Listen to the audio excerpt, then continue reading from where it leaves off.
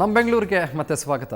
ಇವತ್ತು ಮಧುಮೇಹ ದಿನಾಚರಣೆ ಹಿನ್ನೆಲೆಯಲ್ಲಿ ಭಗವಾನ್ ಮಹಾವೀರ್ ಜೈನ್ ಆಸ್ಪತ್ರೆ ಹಾಗೂ ಜೈನ್ ಇನ್ಸ್ಟಿಟ್ಯೂಟ್ ವತಿಯಿಂದ ವಾಕಥಾನ್ ಆಯೋಜನೆ ಮಾಡಲಾಗಿತ್ತು.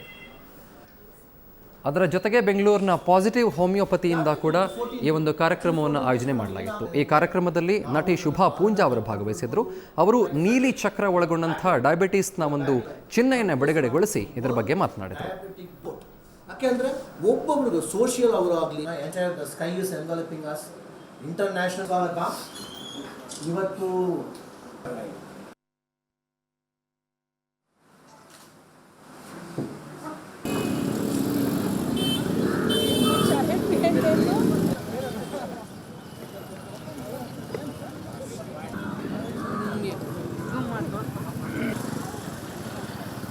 ನಾವು ವಾಕಥಾನ್ ಯಾಕೆ ಅಂದರೆ ಡಯಾಬಿಟಿಸಿಂದ ಕಾಳಜಿ ಆಗೋದು ಭಾಳ ಜಾಸ್ತಿ. ಹಾರ್ಟ್ಗೆ ಆಗಲಿ ಕಿಡ್ನಿ ಆಗಲಿ ಎಲ್ಲ ಕೇಳಿದ್ದೀರ, ಬಟ್ ಕಾಲು ಯಾರಿಗೂ ಗೊತ್ತಿಲ್ಲ. ಅವೇರ್ನೆಸ್ ಅಂತ ಇದಕ್ಕೆ ಮೂಡಿಕೆ ಬರಬೇಕು ಅಂತ ನಾವು ಜನಗಳಿಗೆ ಈ ವಾಕಥಾನ್ ಮಾಡ್ತಾಯಿದ್ದೀವಿ. ಇದು ಫಸ್ಟ್ ಟೈಮ್ ಮಾಡ್ತಿರೋದು, ಎಲ್ಲೂ ಮಾಡಿಲ್ಲ. ಜೀವ ಕಾಪಾಯ ಬರೋದು ಜಾಸ್ತಿ ಕಾಲು ತಂದೆ. ಎಲ್ಲರೂ ಹಾರ್ಟ್ ಅಂತಾರೆ, ಬಟ್ ಆ್ಯಕ್ಚುಲಿ ಕಾಲಿಂದ ಭಾಳ ಪ್ರಮೇಯ. ಇದು ಭಾಳ ಈಸಿಯಾಗಿ ಸುಲಭವಾಗಿ ತಡಿಬೋದು. ಒಳ್ಳೆ ಚಪ್ಪಲಿ. ಇನ್ನು ಮಧುಮೇಹ ದಿನದ ಹಿನ್ನೆಲೆಯಲ್ಲಿ ಬೆಂಗಳೂರಿನ ಇಂದಿರಾನಗರದಲ್ಲಿ ಪಾಸಿಟಿವ್ ಹೋಮಿಯೋಪತಿ ಚಿಕಿತ್ಸಾ ಕೇಂದ್ರವು ಮಧುಮೇಹದ ಬಗ್ಗೆ ಜಾಗೃತಿಯನ್ನು ಮೂಡಿಸಿತು. ಕಾರ್ಯಕ್ರಮಕ್ಕೆ ನಟಿ ಶುಭಾ ಪೂಂಜಾ ನೀಲಿ ಬಣ್ಣದ ಚಕ್ರದ ಮಧುಮೇಹದ ಚಿಹ್ನೆಯನ್ನು ಅನಾವರಣಗೊಳಿಸಿ ಚಾಲನೆ ಕೊಟ್ಟರು. ಕಳೆದ 10 ವರ್ಷಗಳಿಂದ ಮಧುಮೇಹಿಗಳಿಗೆ ಹೋಮಿಯೋಪತಿ ಮೂಲಕ ಉತ್ತಮ ಚಿಕಿತ್ಸೆ ಕೊಡ್ತಾ ಬಂದಿರುವ ಪಾಸಿಟಿವ್ ಹೋಮಿಯೋಪತಿಯವರು ಜನರಲ್ಲಿ ಜಾಗೃತಿ ಕೂಡ ಮೂಡಿಸ್ತಾ ಬರ್ತಾ ಇದ್ದಾರೆ. ಈ ಕೇಂದ್ರದ ಬಗ್ಗೆ ನಟಿ ಶುಭಾ ಪೂಂಜಾ ಮೆಚ್ಚುಗೆಯನ್ನು ವ್ಯಕ್ತಪಡಿಸಿದರು.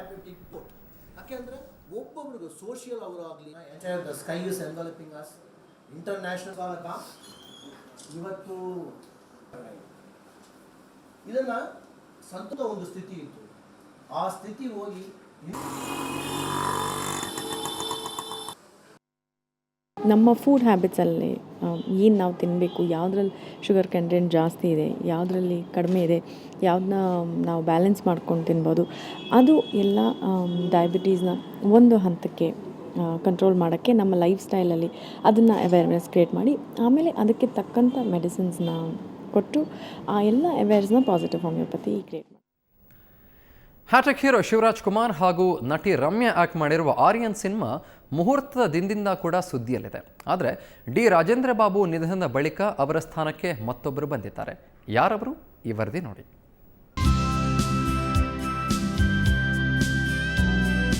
ಸ್ಯಾಂಡಲ್ವುಡ್ನ classic director D Rajendra Babu ಕಳೆದ ವಾರ ಅಕಾಲಿಕ ಸಾವನ್ನಪ್ಪಿದ್ರು.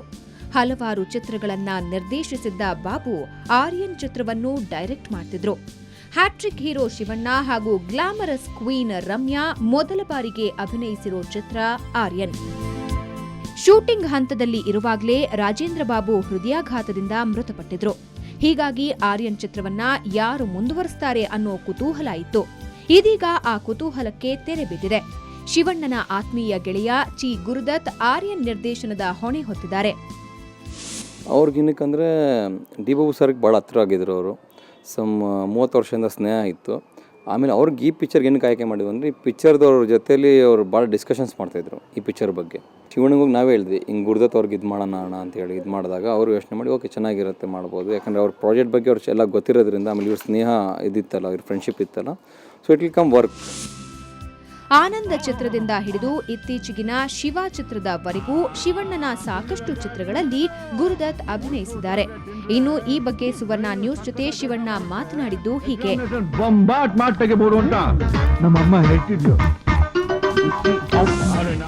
ಒಂದ್ ಕಡೆ ನಮ್ಗೆ ಡಿ ಬಾಬು ಅವ್ರು ಹೋಗಿರೋ ದೊಡ್ಡ ಲಾಸ್ ಏನೆ.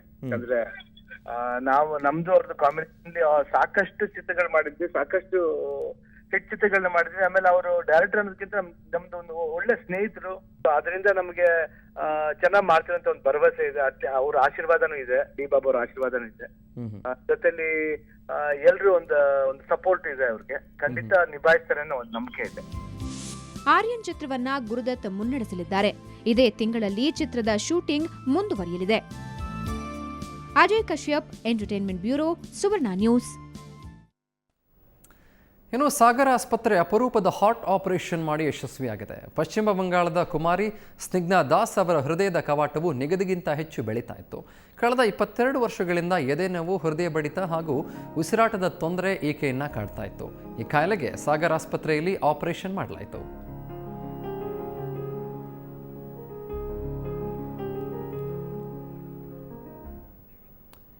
ಇನ್ನು ಸತತ 5ನೇ ವರ್ಷದ ಸ್ಪರ್ಶ ವಚನ ಕಾರ್ಯಕ್ರಮ ಬೆಂಗಳೂರು ಹೊರವಲಯದಲ್ಲಿರುವ ಸ್ಪರ್ಶ ಆಸ್ಪತ್ರೆಯಲ್ಲಿ ಶುರುವಾಯಿತು.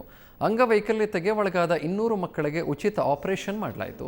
ಈ ಅಪರೂಪದ ಕಾರ್ಯಕ್ರಮಕ್ಕೆ ಆದಿಚುಂಚನಗಿರಿಯ ಶ್ರೀ ನಿರ್ಮಲಾನಂದನಾಥ ಸ್ವಾಮೀಜಿ ಚಾಲನೆ ಕೊಟ್ಟರು. ಬಳಿಕ ಪುಟ್ಟ ಮಕ್ಕಳನ್ನ ಭೇಟಿಯಾಗಿ ಆರೋಗ್ಯ ವಿಚಾರಿಸಿದರು. ಸ್ಪರ್ಶ ವಚನದ ರೂವಾರಿ ಖ್ಯಾತ ವೈದ್ಯ ಶರಣ್ ಪಾಟೀಲ್ ಜೊತೆಗಿದ್ದರು. ಆ್ಯಂಡ್ ಜಾಯ್ನ್ ಆಗುತ್ತೆ just we taken small piece of food so that ಅದು ಬೆಳೀಲಿ ಅಂತದ್ದು ಅದೆಲ್ಲ ಅಲ್ಲಿ ಬೆಳೆಯೋದು